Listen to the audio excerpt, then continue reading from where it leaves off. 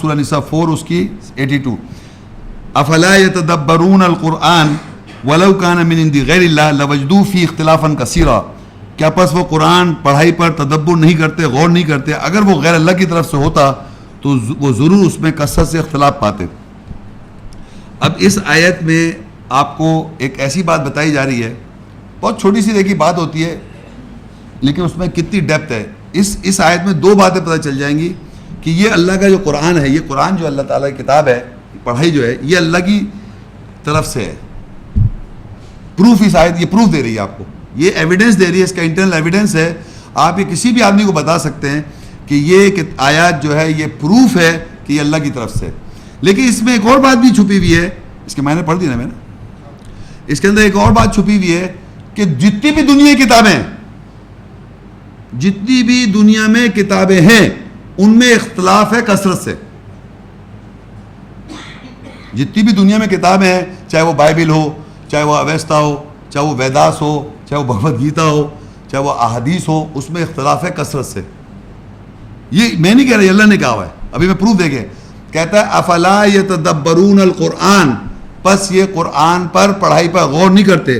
ولو کان من عند غیر اللہ, اگر یہ ہوتا غیر اللہ کی طرف سے, یعنی قرآن نہیں, قرآن تو اللہ کی طرف سے,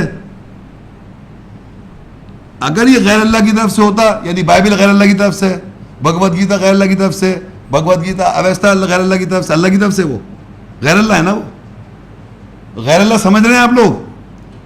کوئی بھی مذہبی کتاب وہ سب غیر اللہ کی طرف سے, اس میں اختلاف ہے کثرت سے. افلا یتدبرون القرآن, کیا پس یہ قرآن پڑھائی پہ غور نہیں کرتے؟ ولو کان من عند غیر اللہ, اگر یہ ہوتا غیر اللہ کی طرف سے. غیر اللہ کیا ہے؟ جتنی میں نے کتابیں گئی جتنی سب غیر اللہ ہیں, تو اس میں کہہ رہے لوجدوا فی اختلافا کثیرا, تو اس میں اختلاف ہے کثرت سے.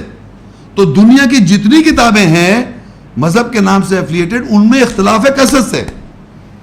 ان ادر ورڈز یہ کہ اللہ کی کتاب میں اختلاف نہیں ہے. تو یہ جو اللہ نے یہاں پر لکھا ہوا ہے لوجدوا فی اختلافا کثیرا, یہ غیر اللہ کی کتاب کی بات ہو رہی ہے. افلا یتدبرون القرآن, پس یہ غور نہیں کر رہے قرآن پر. ولو کان من عند غیر اللہ, اگر یہ ہوتا غیر اللہ کی طرف سے, یعنی قرآن غیر اللہ کی طرف سے ہوتا, تو ہم قرآن کی جگہ ہم غیر اللہ کی کوئی کتاب رکھ دیں, وہ غیر اللہ کی طرف سے ہے نا, تو لوجدوا فی اختلافا کثیرا, اس میں اختلاف ہوگا کثرت سے. اور اس کا ایک اور بات بتاؤں آپ کو, ایک آدمی کو آپ کہیں بھائی دیکھو یہ پیپر ہے سادہ, اس پہ کوئی بھی آدمی, میں کہوں بھائی آپ ایسا کریے, آپ ایک کوئی ٹاپک دے دیں کہ بھائی کیا کرتے ہیں, اپنی ذرا لائف ہسٹری لکھے اس پہ. ایک ابھی بیٹھا آدھے گھنٹے تک کہنے لکھو, لکھ لیں اسے آدھے گھنٹہ, کہنا واپس لاؤ, پھر ایک اور شیٹ دے دیں آپ اس کو, کہنا دوبارہ لکھو. آپ بتائیں کون ایسا آدمی ہے جو ایگزیکٹلی واپس دوبارہ ویسے لکھ دے گا؟ ہے نہیں لکھے گا نا. اور پھر دوبارہ دے گا, پھر دوبارہ لکھو, پھر کوئی تو ایگزیکٹلی سیم نہیں لکھ سکتا. یہ انسان ایک منٹ میں اختلاف کر رہا ہے, ایک منٹ میں ایک آدمی اپنے ہی آدمی خود اختلاف کر رہا ہے. اور آپ یقین کریں بہت سارے لوگ جو ہے دو ڈفرینٹ عقائد رکھے ہوئے ہوتے ہیں لوگوں نے, ایک ہی آدمی نے دو کانٹرڈکٹری آپس میں اختلاف ہو رہا ہے اور دونوں یقین کیے ہوئے, تبھی تو سر میں درد ہو رہا ہے. ایک بات صحیح ہے اور ایک بات غلط ہے, مگر دونوں مانے بیٹھے ہوئے, یہ بھی صحیح ہے وہ بھی صحیح ہے. میں اس کی مثال دوں گا, لیکن میں آپ کو ایک مثال دیتا ہوں, ابھی سنیں.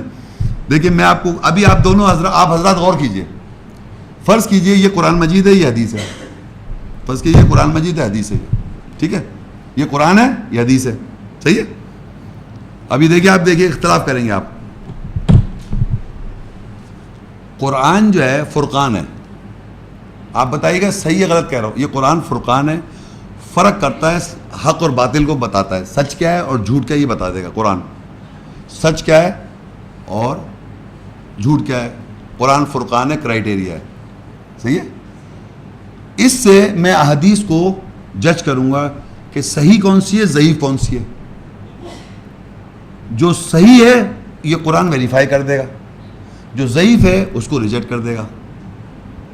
اس طرح میں بلیو کرتا ہوں ان احادیث پر جو قرآن سے ویریفائی ہو جاتی ہیں, اور جو قرآن سے ریجیکٹ ہو جاتی ہیں اس کو میں ضعیف کہہ دیتا ہوں. بات سمجھ میں آ رہی ہے آپ کو؟ کتنے حضرات ہیں اس بات پہ یقین رکھتے ہیں یہ غلط کہا میں نے, صحیح کہا؟ سب کے سمجھ میں آ گیا؟ یہ دوبارہ ریپیٹ کروں؟ سمجھ میں آ گیا نا؟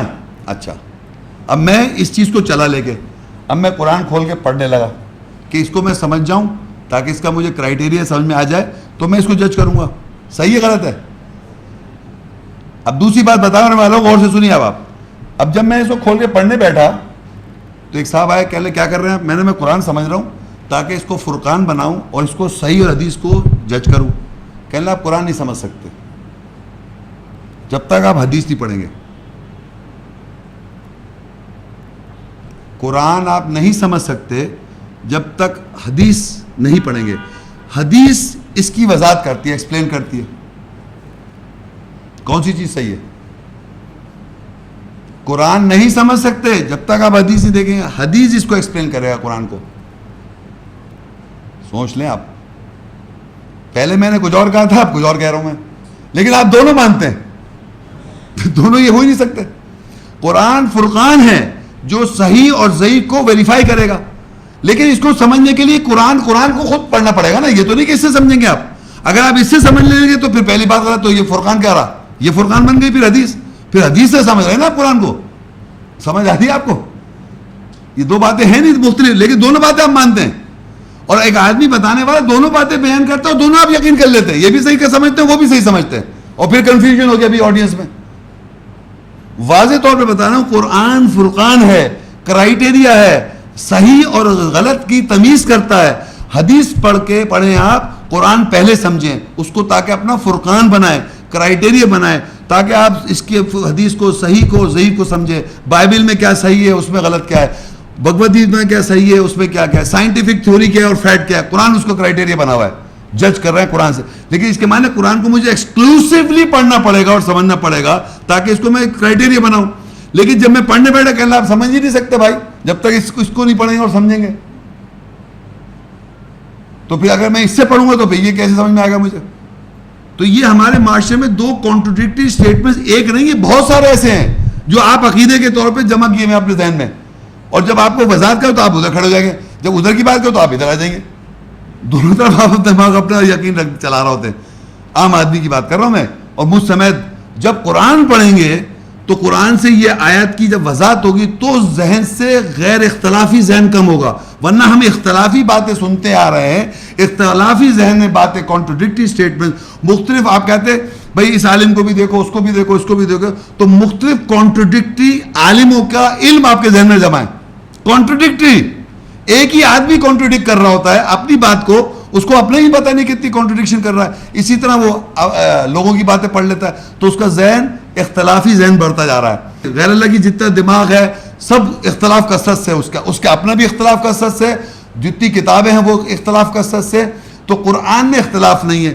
جب قرآن کو آپ بار بار پڑھیں گے اور اپنے ذہن کو پروگرامنگ کریں گے آیات سے تو آپ غیر اختلاف کا کمی آئے گی آپ کے اندر.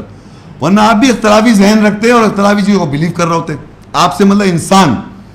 تو ہم کو اللہ نے بتا دیا اگر یہ قرآن غیر اللہ کی طرف سے ہوتا تو اس میں اختلاف ہے کثرت سے.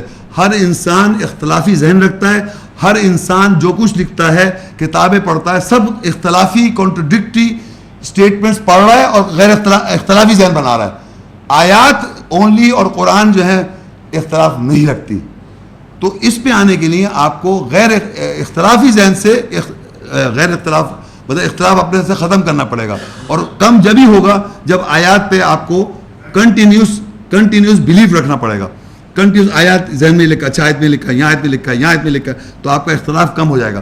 ورنہ اختلافی چیزیں پڑھ رہے ہیں اور اختلافی ذہن بناتے جا رہے ہیں. تو اللہ تعالیٰ نے یہ چیلنج دے دیا کہ جتنی غیر اللہ کی کتابیں ہیں معاشرے میں، غیر اللہ کے علاوہ جو کتابیں اس میں اختلاف کثرت سے. ان ادر ورڈز اللہ کے کلام میں اختلاف نہیں ہے. یہ ایک چیلنج کیا انسان کے لیے. اور یہ بھی بتا دیا کہ اللہ کی کتاب میں اختلاف نہیں ہوتا.